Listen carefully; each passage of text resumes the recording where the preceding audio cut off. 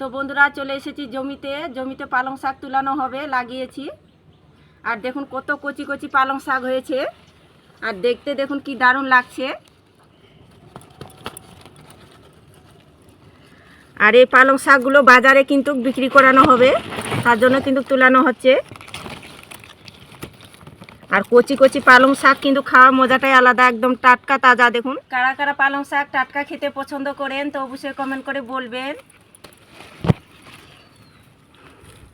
এক মুঠি করে কাটানো হবে আর বেঁধে নিতে হবে। তো এখানে কারি নিয়েছি, আর কারি দিয়ে টাইট করে বেঁধে দিতে হবে।